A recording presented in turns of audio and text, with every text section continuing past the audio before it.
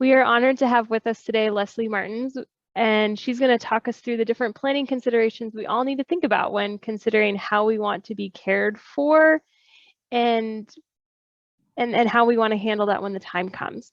Leslie's been a part of the care industry for many years. Before becoming a long-term care specialist, she was actually a director of nursing at a long-term care facility. She has a passion for and has seen the importance of planning and preparing for care needs. So I'm really excited that she's here with us today to kind of share her background and her expertise and knowledge on long-term care. If you have any questions today, please put them in the chat box. You can find that at the bottom of your screen. And in fact, let's just do a quick check and make sure that everyone can hear me and everyone knows how to use that. So if you guys wouldn't mind sharing in the chat box, just do you happen to know anyone who has used either at-home care or long-term care facilities in the past?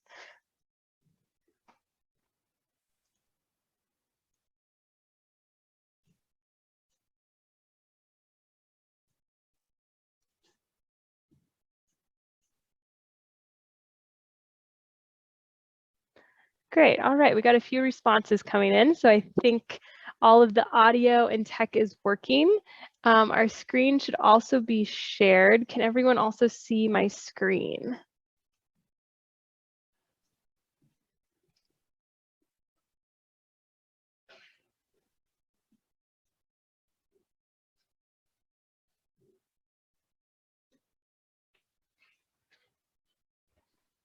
Awesome.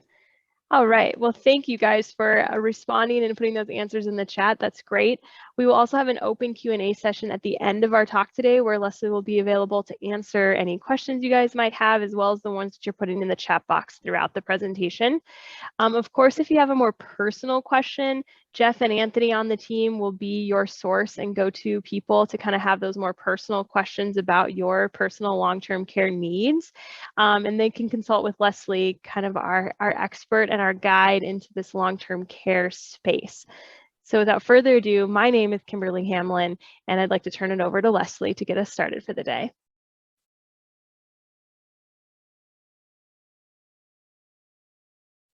Thank you, Kimberly. And thank you everyone for your time today and your interest in learning about a little bit more about long-term care planning. During our time today, we're going to discuss some of the basics. This is all kind of conceptual information around the topic of long-term care planning. We're not going to look at specific solutions today, but rather, why would you want to learn more, perhaps after you've listened today.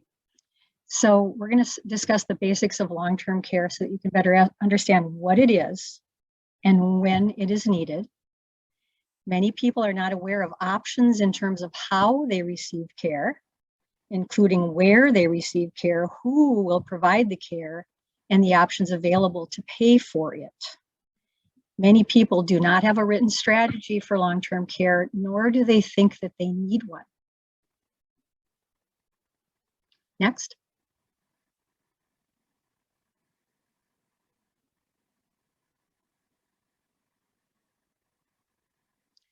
So here you see that over half of people over age 65 will need extended care services and support at some point. I don't know if that statistic surprises you or not, but long-term care or extended care, really, we can use those terms interchangeably, is a challenge that many of us will face in our lifetimes. Many people believe it won't happen to them or think if it does that their children, spouse, or partner will take care of them. So with over half of people over 65 needing extended care services and support, the likelihood that it will happen to them may be greater than they think. And why is that, do you suppose? Next.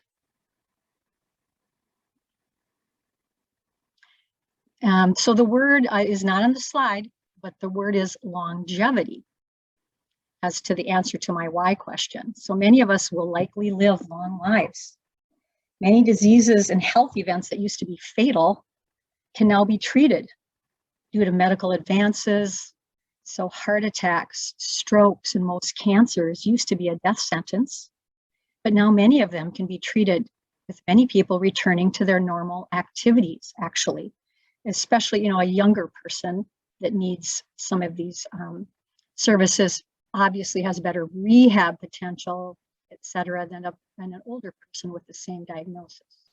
But if you live a long life, it's very reasonable to assume that you might become frail due to aging, not necessarily due to a specific diagnosis. And if you become frail, it's reasonable to assume that you may need some assistance to continue daily life. And that is why that's what long-term care is. The help one needs due to declines in physical or cognitive health. Next. I always like to ask, now I'm not asking you to chime in, but think about this. What do you picture when you hear the words long-term care? What comes to mind? So I'm going to guess that many of you are thinking to yourselves, nursing home. And that's a common misconception because most care is no longer received in facilities. Today, I'll sometimes refer to long-term care as extended care to help you differentiate between the common places care might be received. Next.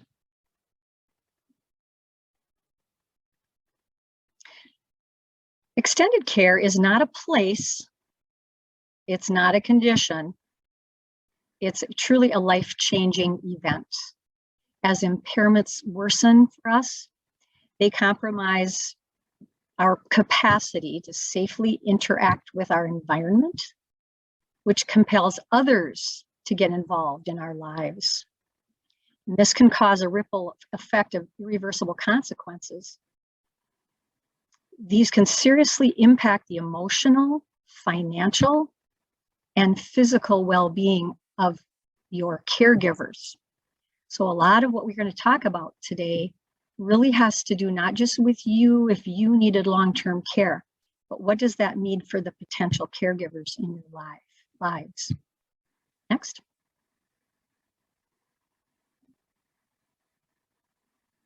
And you might be surprised by this, but extended care is rarely nursing home care anymore.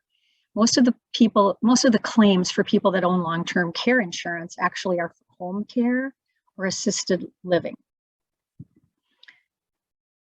Perhaps a beautiful thing about having a plan for long-term care is that your wishes, you will have expressed your wishes, you will have a plan as far as what those wishes are and how you are going to pay for it. And maybe those wishes are to stay at home and not go to the nursing home. Maybe this helps you stay out of the nursing home if that is a goal of yours. Next.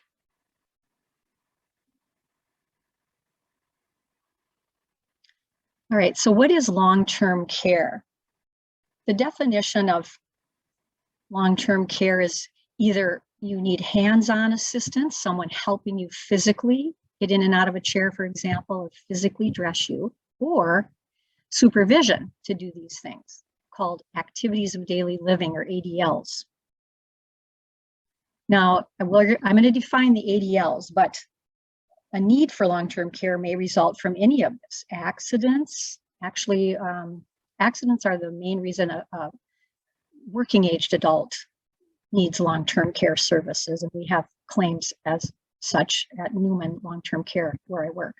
Or chronic illnesses, aging, we talked about longevity, strokes often people need care, long-term care. Severe cognitive impairment such as dementia, Alzheimer's, or a head injury, or other chronic illnesses. Next. So what are the activities of daily living? What are some of the health issues that could trigger the need for long-term care? So think about, you're going to remember this best if when we're done with this presentation today and you're trying to remember these activities of daily living. If you think, what's the first thing you did when you woke up this morning? And then what did you do? And then what did you do? And it was all easy for you to do because you're not chronically ill. But any of these can become difficult depending on our health. An easy way to think of activities of daily living is in the order that they are often done when a person starts each day. So these are not in the order that I'm going to tell you, which is kind of funny. These activities begin in the morning when you are lying in bed and need to sit up, stand, and or get out of a chair. That's transferring. You'll see the purple lights about 8 o'clock there, transferring. The next action is going to the bathroom to toilet and accomplish normal hygiene. So that's toileting. So we're going counterclockwise around this circle of activities of daily living, which could be followed by getting into a tub or a shower. So that's bathing. Then you probably get dressed, or you go to the kitchen and have breakfast. So there are your eating and dressing activities of daily living. And then lastly, or somewhere in there, is bowel and bladder activity and going to the restroom, etc. And that's continence. Not being able to do a minimum of 2 of these 6 activities of daily living without supervision or assistance is considered to be one of the 2 ways of being chronically ill, which meets the definition in these contracts, which then triggers benefits to help pay for a caregiver. So these are the activities of daily living.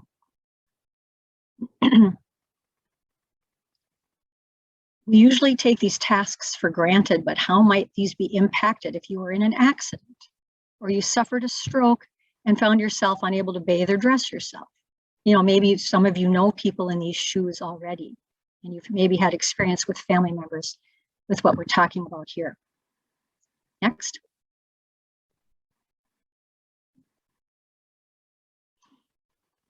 Help could also be required. So we just talked about physical stuff. Now we're talking about cognition. So help could also be required when a severe cognitive impairment generates a need for substantial supervision. You might be able to do all those activities of daily living, but need someone to make sure that you are safe because you have poor judgment skills. You might wander from home, leave the burners on, take the wrong medication, etc. And that in and of itself, the severe cognitive impairment, that triggers these long-term care benefits in and of itself, even if you're able to do all those activities of daily living on your own. We generally think of Alzheimer's, memory loss, or senility when thinking of cognitive impairments. Next.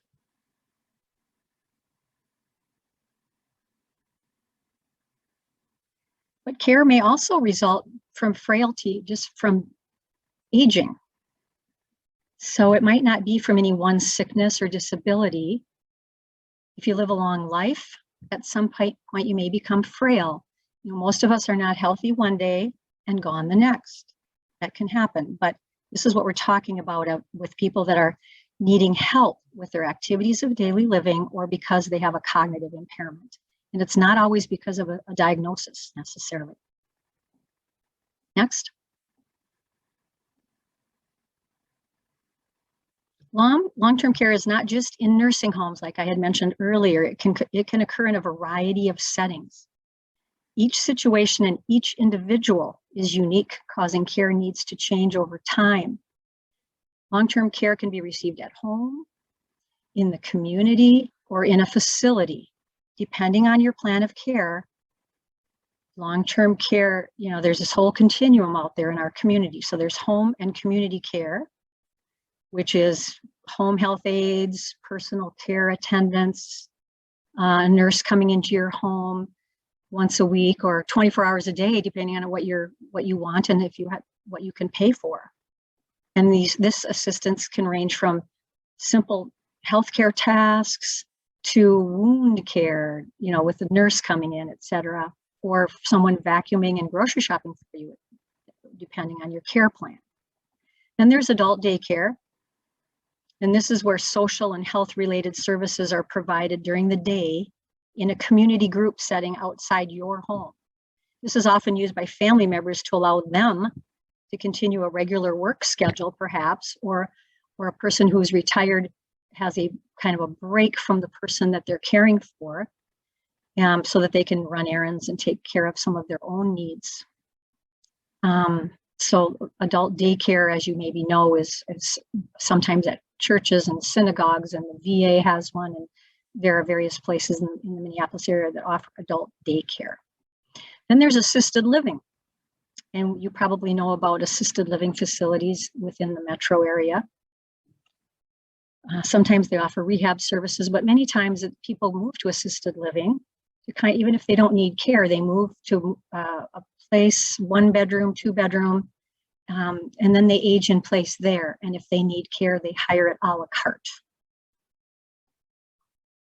Or someone might need more of the skilled care around the clock sorts of care that can happen in nursing homes, although it could happen in your home if you can hire 24-hour care. So you have to ask yourself, where would you prefer to receive care if you needed it tomorrow? Like what's your goal here? Next. Now, as I kind of said earlier, extended care is not just about you. It's about your family or your potential caregivers if they're friends, acquaintances. It's not always family, but it is often there are other people that are perhaps part of your scenario. If you needed care tomorrow, someone would take care of you, probably. But what could the consequences of caregiving be to your loved ones or friends? You might think, I don't want my kids to take care of me, but they probably will because they love you and they worry about you. Or you might think, my spouse will take care of me. You are right. He or she probably will. But what happens if they become ill, or how does the caregiving affect their health? That's why long-term care is not only about you, it's about your family and friends, sometimes friends. Next. So the question is not who will take care of you, really, but rather what providing that care will do to your family and finances. Sometimes a long-term care event brings a family closer together, but many times it can tear them apart, actually. How does this happen? It could be a family members who disagree about how care should be provided. Maybe one of the children lives nearby and is providing some of the care, while another lives across the country. What happens if they aren't on the same page about your care? Some families don't all agree under the best of circumstances. You believe that they would suddenly all align when in the midst of a crisis? Maybe. Families do provide care, and they will, even if you don't want them to, because you're family. This is often the case. Proactive, advanced long-term care planning allows you and your family to make the best plans possible for everyone before there is a crisis. We recognize that families will be part of the care team. Our goal is to help families provide care better and longer. We do this by making sure there is enough money to pay for the professional caregivers so spouses can continue to live the way they want and stay healthy. A plan can give them access to resources they may not otherwise have. A plan also allows children to be care managers and maybe not caregivers. So that's a thought. Next. So as we've discussed, caregiving can take a toll on the family. There's also maybe a financial impact. So this is interesting now regarding caregivers. Nearly half of caregivers, 44%, who have done surveys, spend $5,000 or more a year on caregiving costs of their own money. 1 in 4 spends at least $10,000 a year of their own money. 15% spend $20,000 or more. This is actually a Thrivent slide that we borrowed with their permission. Now, of these caregivers, suppose the statistics, the surveys state that 40% spent more than 30 hours weekly providing care. These are family members, caregivers. We each only have 168 hours in a week. If you're already working 40 or more hours a week, because this is the adult child taking care of you, perhaps. This is taking on another part-time to full-time job, an unpaid job, by the way. Now, these long-term care policies typically do not pay family members to take care of you, although we could design for that to happen partly. But it's really about hiring care so that they do not take care of you 24 hours a day if they are your caregivers at all. So there are lots of statistics. You've probably read articles about caregiver stress. It's just definitely something to consider when you're doing long-term care planning. And why would you do that? Next slide. There's an emotional impact to caregivers. Okay, we've talked about the financial impact to caregivers, because remember, we're not talking about long-term care and how it affects you only, but family members. So there's a whole depression aspect to being a caregiver. Obviously, there's stress, there's time missed from work, there's time missed from taking care of, maybe they're a sandwich generation and they have smaller children. We all know these things. So this slide just kind of speaks to that. Next. Then there's a physical impact. Caregivers are more likely to suffer from chronic illnesses. And if a caregiver already has a chronic illness, it can exacerbate their own chronic illness, because it's very difficult to be a caregiver, even when one is healthy physically. Now, if it's a caregiving spouse, if one spouse needs home care, the other spouse is over 4 times more likely to need care themselves, because it's gotten to that point where that caregiver probably gave a lot of care, now says I can't do it anymore, finally hires some care, and now that person also needs some care to take care of themselves, depending on age. Next. Where will support come from if care is needed? Some may turn to family and friends or other care providers like churches, Meals on Wheels, synagogues, adult daycare, like we said before. Many times we look to our faith community or programs like Meals on Wheels, and maybe you know of some other community support systems out there. Where will the money come from to pay for the care, while at the same time taking care of the family? Is it current income? How are you going to pay for care? With your income? With your savings? Is it liquid? Are your assets liquid, I should say, and I jumped the gun there. Retirement savings or other assets. And if you use all these sorts of money sources and you have to then get into the assets to pay for care, you might have to sell a non-liquid asset. It might not be the best timing to do that, but maybe that's what has to happen. So you have to consider, how am I going to pay for care if I pay for it out of pocket? Next. So let's take a look at the national annual median costs for long-term care. Now, these are national annual costs.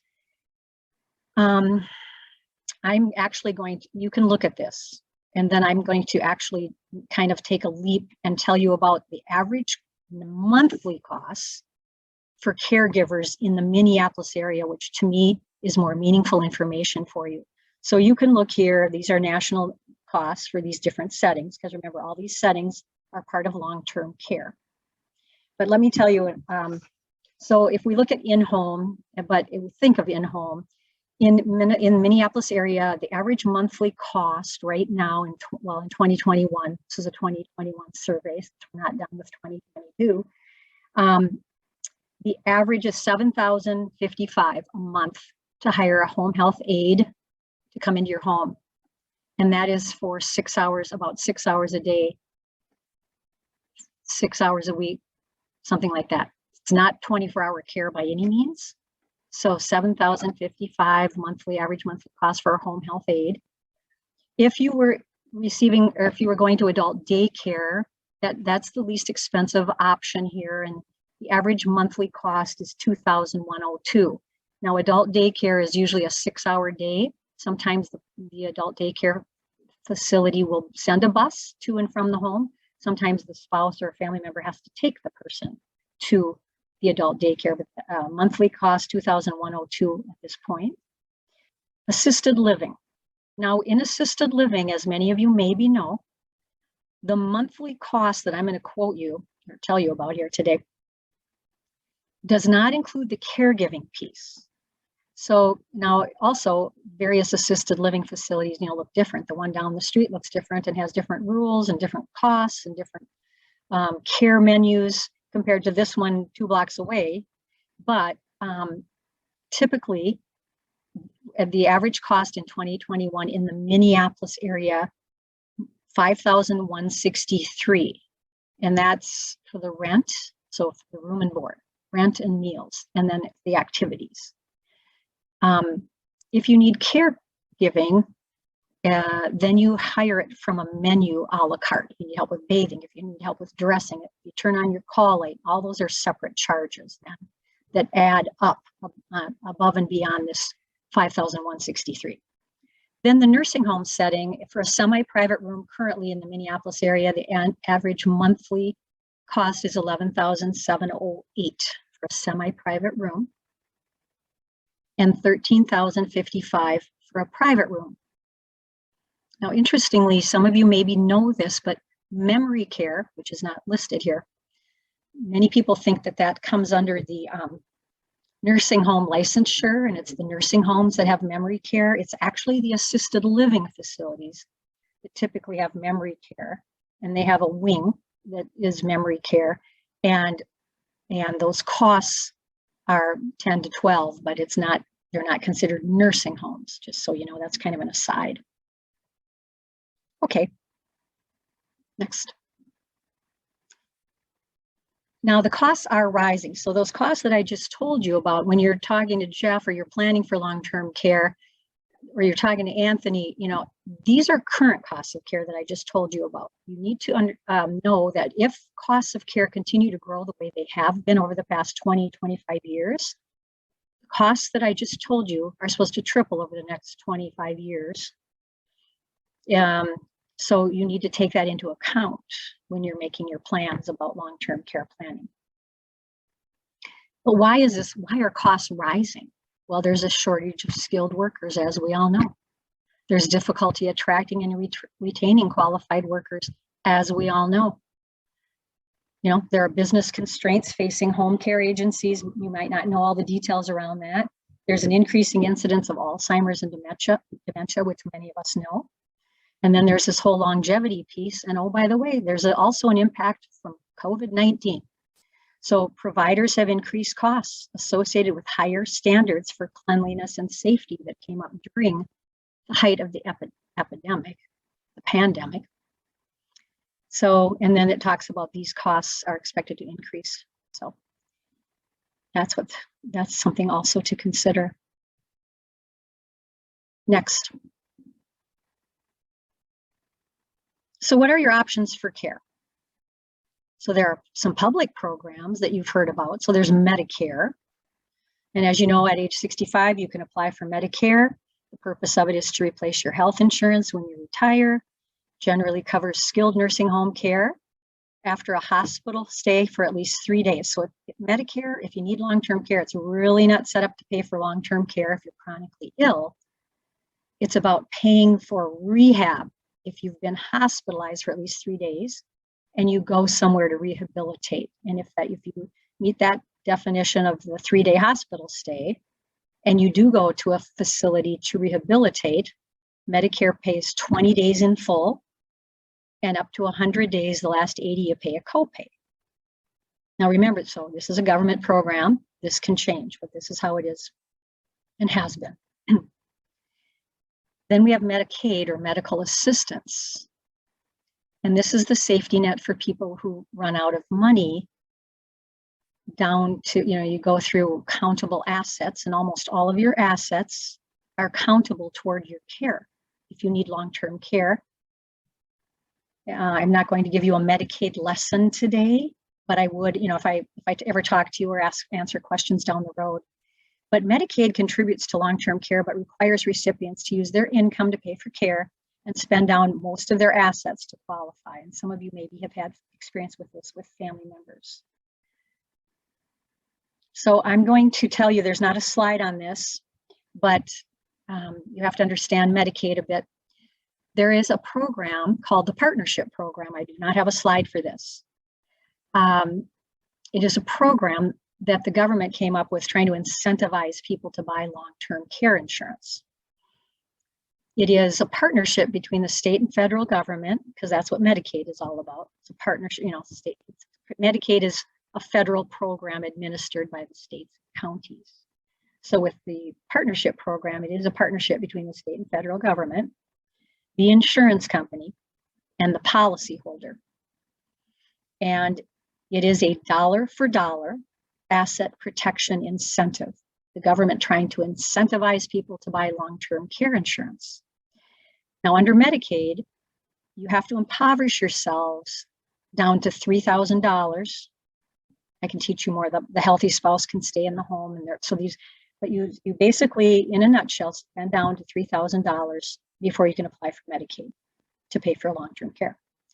With the partnership program, this dollar for dollar asset protection program, if you use 400,000 or 750,000 or $1 million, whatever the number is that you used from your long-term care insurance to pay for your care, in my scenario, I'm going to say $500,000.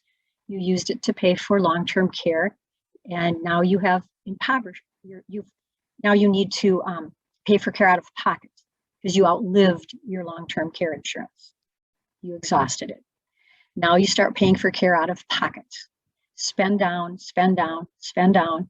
But instead of impoverishing yourselves down to $3,000 before you could apply for Medicaid, the partnership program says dollar for dollar. So if you used 500,000 of benefits and started spending down, you could stop the spend down when there was still 500,000 left in your estate and still apply for Medicaid if you wanted to. So what that does, as you can imagine, keeping that money in your estate then helps the healthy spouse. Protect the lifestyle of the healthy spouse, or protect inheritance goals, or protect legacy planning goals, which is what long-term care insurance does in and of itself, before there was ever a partnership program.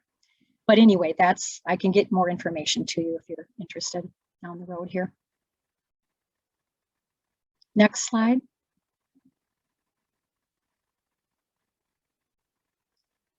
So again, we're talking about caregivers. And so considerations for the care, people may look to family members or friends to provide their care. Families may help because it's the right thing to do, they feel. When making the decision of who should provide care, there are some important considerations from where these individuals live to whether they have the time and ability to provide care, i.e., are they working outside the home? Do they have children that they still are taking care of, etc. In addition, the physical, financial, and emotional effects of providing care are also important factors to keep in mind regarding your potential caregivers in your life. And finally, do they even want to be a caregiver? Not all of us are wired to be good caregivers. Next. You notice that I said, so this says self-funding. So you notice that it says self-funding, not self-insuring. The words are self-funding in the slide. Self-insuring would be if you put aside a meaningful amount of money intended to fund a realistic long-term care event, and you never ever touched it for anything else. And you might talk, to Jeff and Anthony, and that might become your plan. Self-insuring. If you don't have another plan in place or an insurance policy, then this is currently the plan. Not having a plan for extended care could disrupt every other plan that you've worked on for retirement planning, financial planning. It might be the need for long-term care might be the #1 risk to all of the planning that you've been doing if it goes on for very long. Care can be expensive and can consume large amounts of money if you may have wanted to use it for something else. So as far as long-term care planning, you ask yourselves, what are my goals with my retirement money? Are my goals to pay for care if I need it? Then we know you need to sock away money and not touch it. Are my goals to fund my grandkids' 529 plans, to legacy planning to my college, whatever it is, then you probably need a plan to protect those plans. And that's what this does, protect, because if you needed long-term care. But if you wish to self-fund, be sure to include where the money will come from and include it in your written retirement strategy. Don't leave it up to your family to guess what you wanted to sell or what they should liquidate first if you need care and you're going to self-fund. People don't always make the best financial decision in the midst of a crisis, and especially if we have a whole bunch of different opinions among the adult children. Next. So another option besides self-funding is to transfer some of the risk. There are insurance products available that can provide a variety of benefits to help you maintain your lifestyle and have choices when it comes to your care. But to determine what an insurance plan might cover, you need to consider family history. What are your goals regarding care? Do you want to receive care at home, do you think? Do you like the idea of the socialization and that whole aspect of assisted living? How much are you willing to co-insure and have your insurance pay the rest? When do you think, if you need care, what year how old do you think you'll be? Who knows? I'm not here to tell you you're going to need long-term care. I do not know that any more than you, but these are all really helpful questions for you to think about, discuss, and solve for. Next.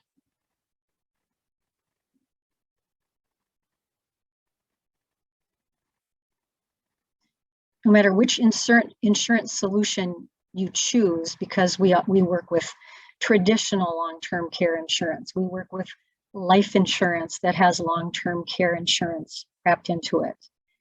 Jeff, Anthony, and I work with an annuity that has long-term care insurance wrapped into that. So, whatever insurance solution you choose, all long-term care policies require you to make several basic decisions when you design your plan. And then an aside to this is not talking about this, but the aside to this is they're all underwritten. So you have to be healthy enough to even pursue these. And they all have different underwriting criteria, which I would help people understand. But let's say I've done that and I've asked your health history questions, and I think that you are insurable and it is worth your time to look into this. Sometimes we say, no, now your plan is to self-insure because you cannot pursue some of these plans, any of these plans. Sometimes that's true for people. But if you can, then you have to make some basic decisions on the design of your plan, whether it's traditional long-term care insurance or these hybrid solutions that are the life insurance, like I said, with long-term care, or the annuity with long-term care. So this is where you would decide what part of the risk you'd cover yourself and what part you might transfer to an insurance company. So if long-term care insurance is part of your strategy, there are several factors you should review when you're considering the cost of a policy. So premiums are based on your age. They're based on your health. They're based on your gender. Women pay higher premiums than men of the same age because of longevity risk. But these are the main decisions. Well, how much would you want your policy to pay on a monthly basis? That's the benefit amount. For how long would you want it to pay? You want a 2-year plan, a 5-year plan, an 8-year plan? It depends on your goals here and the affordability of premium for you. Number 3 is the elimination period or the deductible. You would decide when you design your plan, do you want it to pay after 30 days out of pocket for you, after 90 days, after 0 days? In home care, most people choose 100% of whatever they want is available for home care. Then there's the inflation that I told you about, that we would anywhere from 1 to 5% compounding for the inflation option makes your policy qualify for this state partnership program that I briefly told you about. and then age and gender. Like I said, all these choices then contribute to the overall premium. Next. Then there's a suitability issue around this. Sometimes coverage may not be suitable. And there is, on every application, there's a suitability form making sure you have analyzed, can you afford these premiums?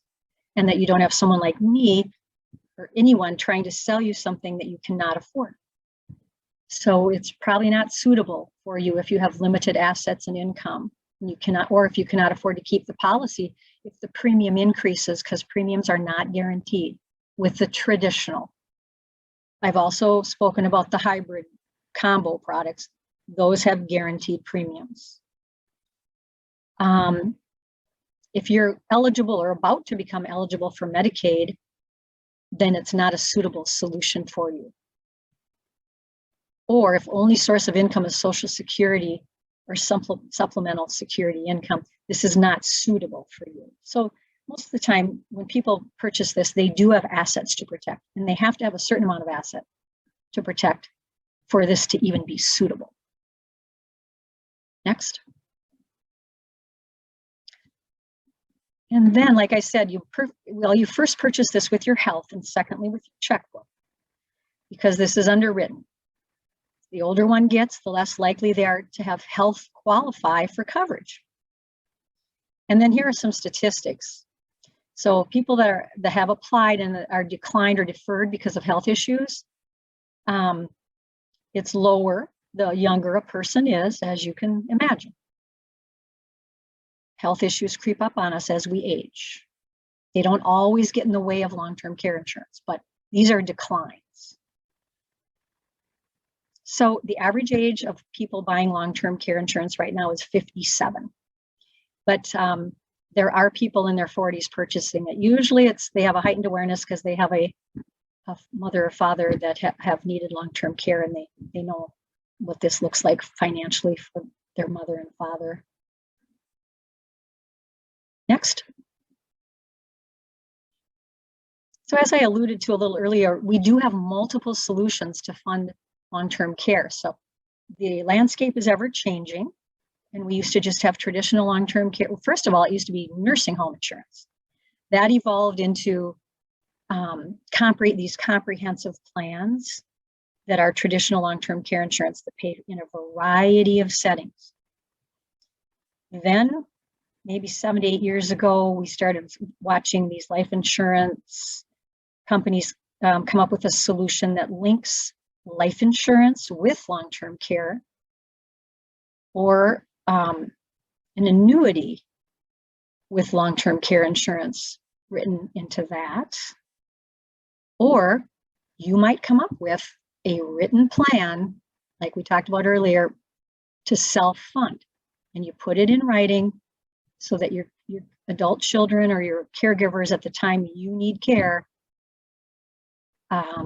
have something to go on, let's put it that way, which will spare family dynamics. Next. So what is your plan? You know, make a bet that it won't happen? Are you going to have a plan and risk your own money as far as self-funding, which everyone has a different plan. There's no right plan for everybody. Or are you going to transfer the risk or part of the risk to an insurance company?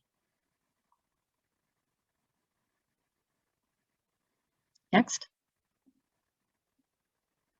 So this is contact information, but you know what we would want you to do if you wanted more information. Now, I know that I might hear some questions yet today, but if you want more information, then you can get a hold of Jeff or Anthony, and they will talk to you, figure out what you're wanting to learn more about, and then let me know if I should get involved. It's, I guess, how I would say it here at the end. Okay, I'm ready for any questions that there might be.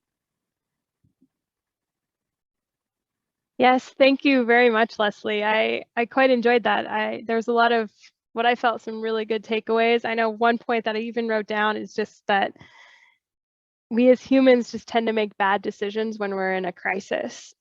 And so I think that just really encompasses a lot of what you had to say about we have to have a plan. And if we don't have a plan, it's to self-fund. And, and if we don't have it written down, then our family won't know how to do that. Or, what is our strategy going to be? So I really enjoyed what you had to say. Thank you. And it does look we have a question coming in here. Sandy would like to know, what's the average length of a time a person uses long-term care? Yes. So I like that question. Not that I judge people's questions, but sometimes people ask me, what's the average stay in a nursing home? But anyway, I am going to tell you that I'm going to answer your question. And I like that it's not about the nursing home because as I said earlier, most people that own long-term care insurance never go to the nursing home. They receive care at home and or in assisted living, And so the average, what I say to you is the average claim for someone that owns long-term care insurance and goes on claim, the average claim is 3 years, most of which is at home and or assisted living. Now, it depends on, many things, of course, but our longest and most expensive claims are the Alzheimer's cognitive reasons for long-term care, because those can go on a long time, and those monthly costs are what they are. So you think about your own family history, and I find that people that have chronic illnesses in their family history tend to design their plans differently than someone who says everyone died of a heart attack in my family. So if I need a plan at all, I just need a basic short plan. So there's no right way to design this, but that question is definitely something people ponder and want to know about when they design a plan. Yeah, I know, Leslie, a question that we get a lot from clients is also, well, what if I don't use the plan? I'm going to pay in all these premiums, going kind of just what if I don't use this? What is it a waste? How do you talk to folks about that when they bring up that question? Yeah. Well, first of all, I drive home the point that you have to look at this as insurance. So it's insurance. And just like any other insurance you've purchased in your life, you probably hope you never need it. If you ever had disability insurance, you don't want to become disabled, so you can use your disability insurance. You don't want your house to burn down, so you can use your homeowner's insurance, But you don't want to die young, so you can use your life insurance. Your family can have your life insurance. But there are a couple ways to meet that objection, if that's the objection. So for a couple, they can add a rider to their policies. They apply together at the same time, design their individual policies exactly the same, and add a rider called shared care. And then that way, if one of them never needs it and passes away, the benefits from the other person's policy goes to the surviving spouse. But it could be that neither needs long-term care. So then I really have to say that I'm happy for people if they never need long-term care, depending on their age, of course. Then but if you object to the use it or lose it aspect of traditional long-term care insurance, because there is a point where if neither person needs it, well, you could add a rider though. You can add a rider with many carriers with the traditional called return of premium. It adds to your premiums. Of course, your premiums would be more expensive. But then if you never needed it, the face value of premium goes back to a beneficiary. The face value of all the premiums you paid in goes back to a beneficiary. But if you don't like that, even that doesn't meet your objection to long-term care insurance, then we find people looking at the hybrid solutions that are the life long-term care or the annuity with the long-term care, because those premiums are guaranteed. And with the life long-term care, if you don't need it, then there's a death benefit for beneficiaries. And same with the annuity. If you don't need it, then your beneficiaries have access, get the annuity dollars. No, thank you. I got another question here. How involved is like the health questionnaire? So like if I just wanted to see if I could even qualify, is that a quick process? Is that a long process? What does that look like? Yes, so Jeff and Anthony know that I'm all about asking health questions before we would ever have anybody apply or look at quotes. Well, first you get educated, you look at quotes, and then if you apply, you apply. But my role is to make sure that I advise you as best I can as to what can you apply and what risk class should we look at, so that none of us lead you on a wild goose chase, because sometimes people cannot apply.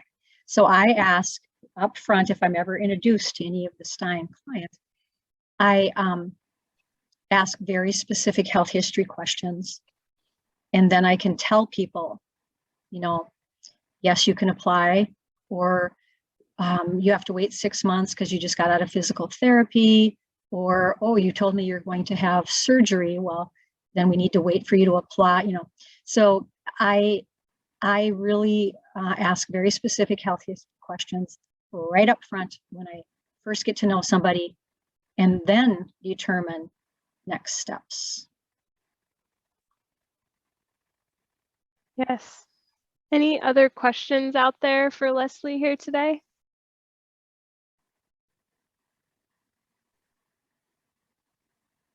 Well, yes, we do have another question. Oh, maybe not. No, okay, maybe we don't have another question. All right, well, thank you very much, Leslie, for your time today. We greatly appreciate it. I know I got a lot out of our conversation. I always pick up little tidbits from you whenever we hear you speak. So thank you for coming today and spending the time with us. We really appreciate that. You're welcome. All right, and for everybody else, we'll catch you guys at the next educational webinar. Have a great afternoon.